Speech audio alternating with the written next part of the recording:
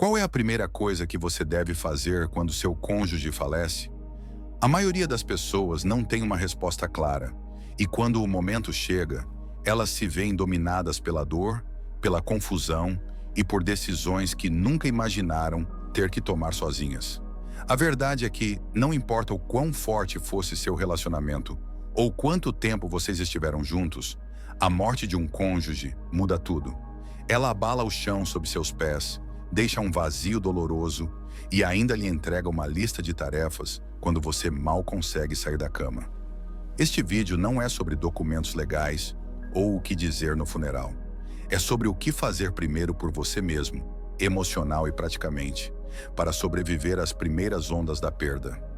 Vamos percorrer 6 passos essenciais que vão ajudá-lo a se manter firme em um dos momentos mais difíceis da vida. Estas não são instruções frias ou conselhos distantes.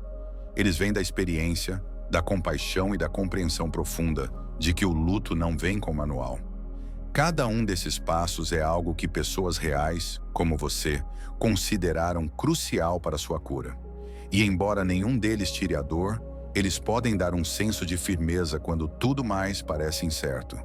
Se o seu cônjuge partir primeiro, e eu espero que esse dia esteja muito distante, você precisa saber o que fazer, não apenas para funcionar, mas para eventualmente viver novamente. Fique comigo até o final, porque o 6º ponto é algo que a maioria das pessoas nunca considera, mas que frequentemente determina como o resto da vida delas se desenrola após a perda. Vamos começar. Número 1. A necessidade de sentir antes de resolver. Quando seu cônjuge morre, o mundo não apenas fica em silêncio, ele fica entorpecido. As rotinas que vocês compartilhavam, as conversas que você esperava, até o som dos passos dele, no outro cômodo, tudo desaparece de repente. E o silêncio que fica não é apenas externo. Ele se instala no seu peito, pesado e vazio. Nos primeiros dias, há uma tentação profunda de seguir em frente, de cuidar da papelada, das ligações, dos arranjos, da logística.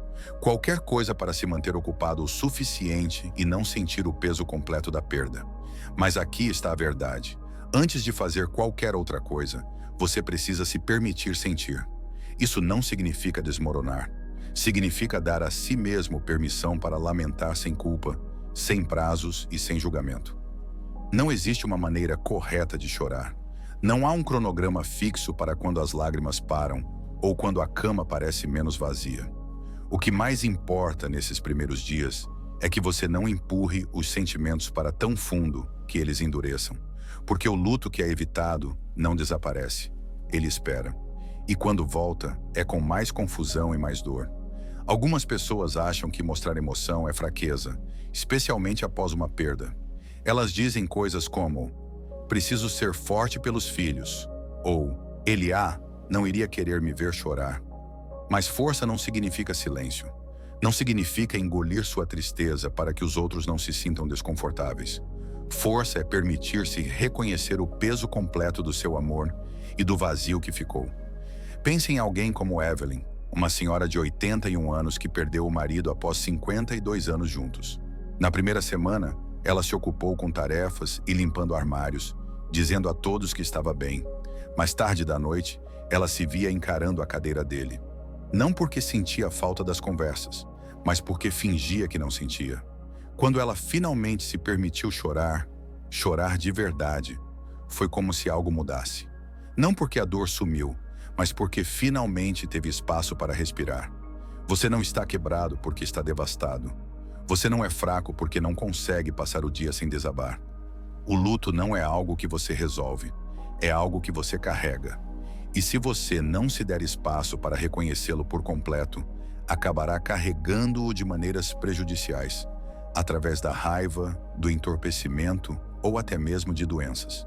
Então, a primeira coisa que você deve fazer, se seu cônjuge partir antes de você, é: pare. Sente-se com a perda, mesmo que doa. Permita-se chorar. Permita-se falar sobre ele. Permita-se admitir que nada faz sentido ainda. Você não precisa ter um plano. Você não precisa colocar uma cara corajosa. Você só precisa sentir. Porque ao fazer isso, você começa a curar. E a cura sempre começa com honestidade. Número 2. A importância de pedir ajuda imediatamente. Nas horas e dias após a morte do seu cônjuge, a sensação de isolamento pode surgir mais rápido do que você imagina. Num momento, as pessoas estão ligando, trazendo comida, enviando flores, e de repente a casa fica quieta. As batidas na porta param, o telefone para de tocar. E se você não tomar cuidado, esse silêncio vira solidão.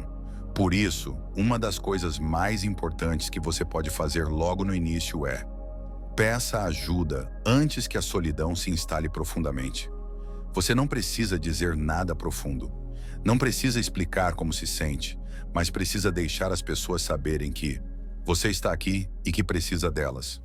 Isso não significa abrir seu coração para todos ou tentar entreter visitas quando você mal consegue funcionar. Significa apenas não esperar que os outros deem o primeiro passo. Porque a verdade é que, mesmo as pessoas que mais amam você podem ficar sem saber o que dizer ou como ajudar. Elas podem hesitar, não por falta de cuidado, mas por medo de intrometer. Ao dar esse pequeno passo, enviar uma mensagem, atender o telefone ou até mesmo responder quando alguém pergunta como você está, você cria uma camada de proteção contra o tipo de solidão que não só dói, mas começa a afetar sua mente e corpo. O isolamento social é uma das coisas mais prejudiciais após uma perda. Ele afeta o sono, a pressão arterial, o sistema imunológico e até a memória, e faz isso silenciosamente. Vamos falar de Jim, um senhor de 77 anos que perdeu a esposa após uma longa doença. No início, os amigos ligavam todo dia, mas ele frequentemente deixava ir para o correio de voz. Ele não queria falar, não queria repetir a história ou fingir estar bem, e aos poucos, as ligações pararam. Só quando um vizinho bateu em sua porta semanas depois que Jim percebeu que estava afundando sem nem notar. Depois disso, ele fez uma pequena promessa a si mesmo. Apenas uma ligação por dia, uma conversa real. Esse pequeno ato se tornou algo maior. Deu-lhe um fio de esperança. O luto tenta convencê-lo de que você está sozinho, mas a conexão lembra que você não está.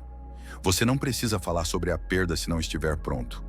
Pode falar sobre memórias, o tempo, uma história engraçada de anos atrás. O que importa é a presença. Saber que alguém está do outro lado da linha ou da mesa. E se você não tem família por perto ou se preocupa em ser um fardo, lembre-se. Muitas comunidades têm grupos de apoio ao luto, centros para idosos ou voluntários locais que vão sentar com você, conversar ou simplesmente fazer companhia. Pedir ajuda não é admitir derrota, é escolher não carregar sua dor sozinho. Os primeiros dias após a perda são perigosos, não só emocionalmente, mas fisicamente. Seu corpo está sob estresse, sua mente está nebulosa, seu coração está vulnerável. Cercar-se de pessoas, mesmo das formas mais simples, age como um andaime emocional, segurando você enquanto você recupera o equilíbrio. Se você ainda está assistindo este vídeo e achando estes insights valiosos, comente número 2, abaixo para me avisar que você está aqui. E se ainda não se inscreveu, recomendo que se inscreva e ative o sininho para não perder nenhum vídeo. Seu apoio ajuda a gente a continuar criando conteúdo bom para informar e inspirar você. Agora vamos seguir em frente. Número 3. A urgência de organizar documentos críticos. Quando alguém parte, especialmente um cônjuge, parece que o mundo deveria parar. Mas a verdade é que o mundo continua. Contas chegam, avisos são enviados, contas são congeladas. E no meio do seu luto, você de repente enfrenta perguntas para as quais pode não estar pronto. Por isso, uma das coisas mais importantes que você deve fazer, da forma mais gentil e clara possível, é localizar e revisar todos os documentos críticos ligados à vida do seu cônjuge. Não é frio ou insensível, é necessário.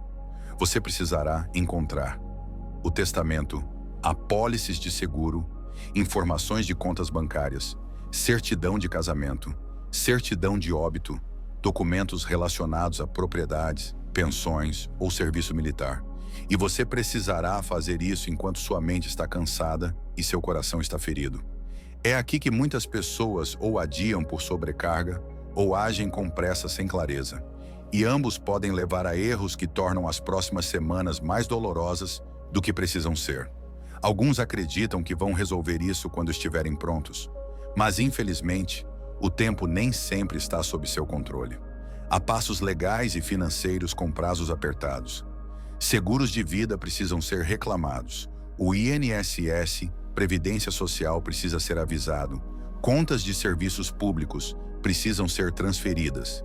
Se você esperar demais ou perder algo crucial, isso pode impactar suas finanças de formas difíceis de reverter. Pense em Harold, um senhor de 79 anos que perdeu a esposa inesperadamente. Ela cuidava da maior parte da papelada. Quando ela faleceu, Harold não sabia onde estava a apólice do seguro. Semanas se passaram até ele encontrá-la escondida em uma gaveta no quarto de costura. Até lá, ele já havia arcado com várias despesas da própria poupança. Dinheiro que o seguro teria ajudado a cobrir. Não foi negligência, foi apenas uma questão de tempo. E quando você está de luto, a clareza é difícil. Se você se sente sobrecarregado para lidar com isso sozinho, peça ajuda. Um familiar, um amigo, um advogado ou consultor financeiro. Alguém que possa revisar tudo com você e anotar o que já foi resolvido e o que ainda falta. Até uma lista simples já alivia a névoa mental. Dicas práticas. Mantenha tudo em um lugar. Pasta, caixa. Faça cópias do que for mais importante. Anote números de conta, senhas, nomes de contato. O luto não é só emocional, é burocrático, e isso pega muitos de surpresa. Essa etapa pode parecer assunto de negócios, mas na verdade é parte de honrar a vida do seu cônjuge. É garantir que nada se perca, seja esquecido ou vire um caos. É proteger o legado que ele construiu com tanto esforço e garantir que você não fique sobrecarregado sozinho. Você não precisa terminar tudo em um dia, mas precisa começar. E ao fazer isso, muitas vezes você descobre que o ato de organizar, mesmo na dor, traz um pequeno senso de ordem de volta a um mundo que, de repente, parece irreconhecível. Número 4. O cuidado essencial com sua saúde. O luto não afeta apenas o coração, ele afeta o corpo inteiro. Nos dias e semanas após a perda do cônjuge, você pode achar mais difícil do que nunca cuidar de si mesmo. Refeições são puladas, o sono vira um quebra-cabeça, a motivação desaparece. Coisas simples como escovar os dentes ou sair de casa parecem sem sentido, mas é justamente nesse momento que cuidar da saúde importa mais. Porque a perda de um cônjuge não só quebra rotinas, ela coloca seu bem-estar físico em risco de formas inesperadas. Muitos viúvos, as idosos enfrentam perda de peso repentina, fadiga, problemas digestivos, pressão no peito, esquecimentos, não por doença, mas porque seus corpos reagem ao estresse emocional profundo. Esse estado prolongado pode enfraquecer o sistema imunológico, elevar a pressão arterial, desregular hormônios, piorar condições pré-existentes. A dor é real e o preço que ela cobra do corpo também. Você não precisa de uma rotina perfeita. Não precisa correr uma maratona ou mudar toda a dieta. Mas precisa dar ao seu corpo cuidados básicos, mesmo que no início pareça mecânico. Isso significa comer algo nutritivo em intervalos regulares, mesmo que pouco. Mexer o corpo, uma caminhada devagar ou alongamentos. Dormir em horários razoáveis, mesmo que não pegue no sono logo. Essas não são só dicas de saúde, são atos de sobrevivência. Pense em Margaret, 84 anos, que perdeu o marido após 60 anos juntos. Nos primeiros dias, ela estava tão sobrecarregada que esqueceu de tomar seus remédios para a pressão e pulou refeições. Só quando desmaiou no mercado que sua filha percebeu. Não era um problema médico, era o luto não tratado, manifestando-se fisicamente. Quando Margaret começou a seguir uma rotina escrita, refeições, água, remédios, check-ins diários, sua força e clareza voltaram aos poucos. Há um ditado em aconselhamento de luto que se aplica aqui. Quando você não souber o que fazer, cuide do animal em você. Alimente-o, dê água, deixe-o descansar, deixe-o mover. No nível mais básico, seu corpo está tentando achar equilíbrio novamente e precisa da sua ajuda para isso. Você pode não sentir fome. Coma mesmo assim. Pode não sentir sono. Deite-se mesmo assim. Pode não querer se vestir. Vista-se mesmo assim. Não porque você está fingindo força, mas porque está reconstruindo ela. Uma decisão quieta de cada vez. E não hesite em procurar seu médico nesse período. Mesmo que ache que é só estresse, às vezes só falar com um profissional e checar seus sinais vitais já ajuda a se ancorar. Lembra que você ainda está aqui e ainda precisa de cuidado. Cuidar de si não é seguir em frente ou esquecer. É honrar quem você perdeu sem se perder no processo. Se você ainda está assistindo e achando este conteúdo útil, comente número 4 abaixo. Não esqueça de se inscrever e ativar o sininho para apoiar nosso trabalho. Vamos para o próximo passo. Número 5. O perigo das decisões apressadas. Após uma perda, muitas vezes surge um impulso de fazer mudanças grandes. Vender a casa, morar perto dos filhos, doar os pertences do cônjuge, fazer alterações financeiras radicais. É compreensível. Quando seu mundo vira de cabeça para baixo, mudar o ambiente parece a única forma de retomar controle. Mas aqui está a verdade. A maioria das decisões importantes tomadas no luto precoce são decisões que geram arrependimento depois. Isso não significa que você nunca precisará mudar. Pode precisar, mas agora sua mente está nublada pela dor, cansaço e um desejo desesperado por estabilidade que não se resolve com ações externas. O que parece solução hoje pode virar fonte de dor amanhã. Exemplo: George, 76 anos, perdeu a esposa após um AVC. Em 2 semanas, vendeu a casa e foi para um apartamento perto do filho, achando que ajudaria. Mas quando a poeira baixou, ele sentiu um arrependimento esmagador. Sentia a falta dos vizinhos, do jardim, da cozinha que reformaram juntos. O apartamento, embora prático, era estranho. Agora, ele chorava não só a esposa, mas o lar que construíram. O luto precisa de espaço, e parte desse espaço é esperar antes de mudar permanentemente. Você não precisa deixar as fotos onde estão para sempre, mas também não precisa tirá-las amanhã. Não precisa decidir sobre a casa, contas ou pertences agora. Permita-se pausar, e se outros pressionarem, explique com calma que precisa de tempo. Isso não é viver no passado. É deixar suas emoções alcançarem a realidade. Agir rápido pode aliviar temporariamente, mas muitas vezes deixa cicatrizes emocionais que levam anos para sarar. Isso vale especialmente para finanças. Assinar papéis, vender bens ou alterar investimentos deve ser feito com cuidado e, idealmente, com a ajuda de alguém de confiança não envolvido emocionalmente. Um familiar, consultor financeiro ou amigo experiente. Você já enfrentou uma mudança enorme. Não multiplique a dor com outras prematuras. Deixe a névoa do luto levantar. Quando chegar a hora, você saberá. Você se sentirá mais firme, mais certo, mais capaz de olhar para frente sem perder o que importa do passado. Número 6. A reconstrução silenciosa da sua identidade. Quando seu cônjuge morre, você não chora apenas a falta dele e chora também a versão de você que existia ao lado dele. Exand. Vocês eram uma equipe, um ritmo compartilhado, uma parceria com sua própria linguagem. Talvez fossem João e Maria, nós, ou simplesmente a gente. Agora, não há mais nós. E essa mudança vai além de um título. Ela mexe com a base de quem você acredita ser. No início, pode não ser óbvio. Você está focado em arranjos, papelada, visitas e sobrevivência diária. Mas cedo ou tarde, uma pergunta ecoa no silêncio. Quem sou eu agora? A verdade é que a maioria não está preparada para responder. Por décadas, sua vida girou em torno de rotinas compartilhadas. Refeições, decisões, metas, piadas que só vocês entendiam.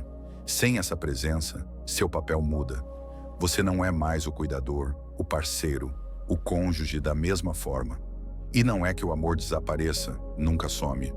Mas a estrutura em que ele vivia mudou para sempre. Essa fase do luto raramente é discutida, mas é uma das mais importantes. É sobre o trabalho lento e quieto de reconstruir seu senso de identidade, não como substituição, mas como evolução. É permitir-se perguntar: do que eu gosto agora? O que paz significa para mim? Como quero que esses próximos anos sejam, mesmo que sejam diferentes do que imaginei? Exemplo: Irene, 82 anos, perdeu o marido após 55 anos de casamento. No começo, ela deixou tudo igual: os chinelos dele na porta, a xícara no balcão. Não conseguia imaginar a vida sem o nós. Mas meses depois, ela voltou a pintar, algo que não fazia desde os 20 anos.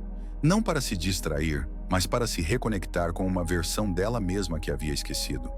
Não que amasse o marido menos, significava que ela ainda estava viva e precisava continuar vivendo.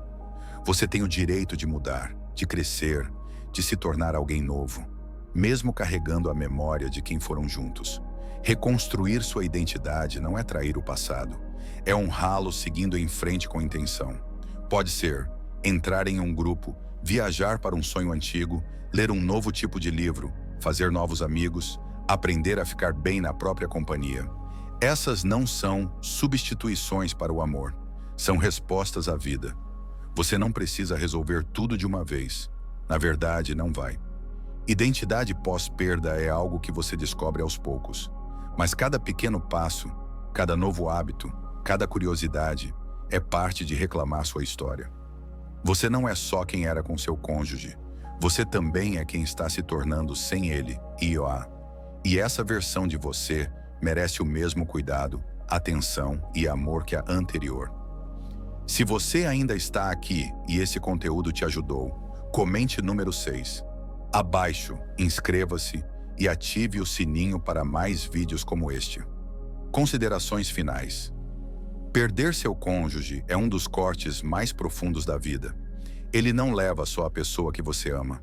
Leva também o ritmo dos seus dias, o som da sua casa, o conforto de ser visto sem precisar explicar.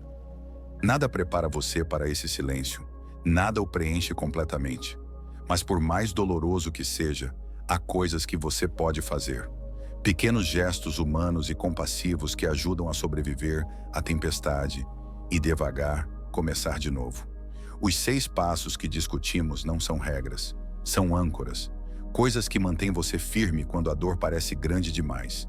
Sentir antes de resolver, pedir ajuda cedo, organizar documentos críticos, cuidar da saúde física, evitar decisões apressadas, reconstruir sua identidade. Nenhum deles é fácil, mas cada um importa. Você não precisa ser perfeito nisso. Não precisa ser rápido, só precisa continuar. E se há uma coisa para levar deste vídeo, que seja isto: você não está sozinho. Outros já percorreram esse caminho. Outros estão percorrendo agora. E cada um deles, como você, está aprendendo a viver com um coração quebrado, mas aberto. O luto não significa que sua história acabou. Significa que um novo capítulo começou. Um que você não pediu, um que nunca quis, mas que ainda é seu para escrever.